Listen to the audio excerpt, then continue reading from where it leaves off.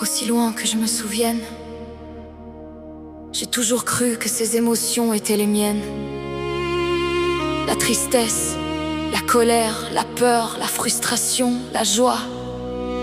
Je pensais que tout venait de moi. Puis un jour quelqu'un m'a regardé et m'a dit: tu n'absorbes pas seulement les émotions, tu les portes. Et pour la première fois de ma vie, j'ai compris que je ne savais pas vraiment ce qui m'appartenait.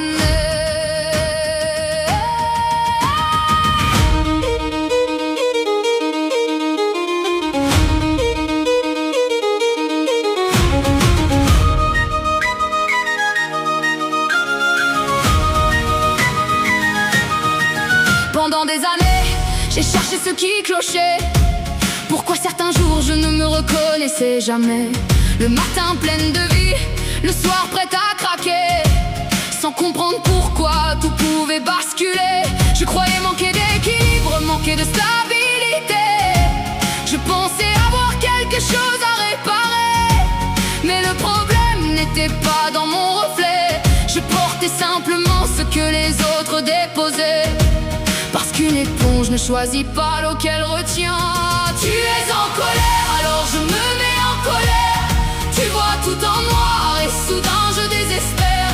Tu portes tes blessures et je porte tes combats. À force de vivre tes émotions, je ne savais plus ce qui venait de moi. Tu es heureux et le monde redevient beau. Tu es brisé et je coule un peu plus bas.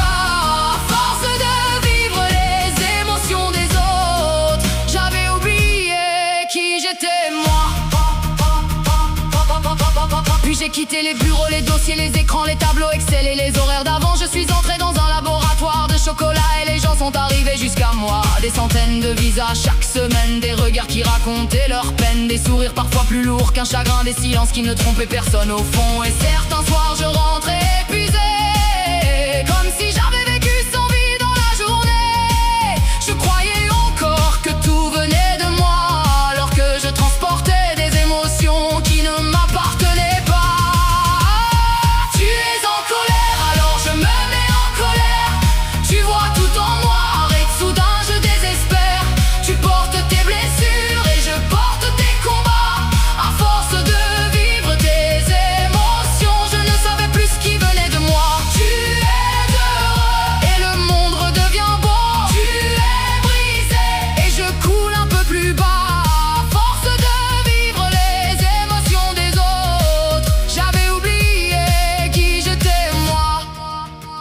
Puis j'ai commencé à observer, avant de ressentir, à me demander: cette émotion est-elle vraiment la mienne?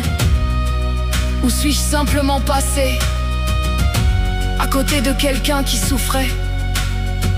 Cette question paraît simple, mais elle a changé ma vie.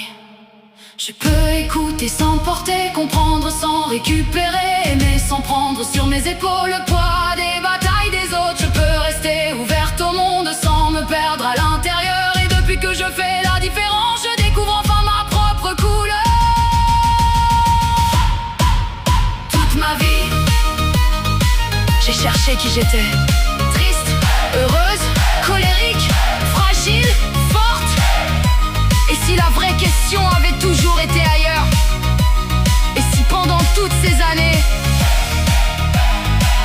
je n'avais jamais appris à faire la différence entre ce qui venait de moi et ce qui passait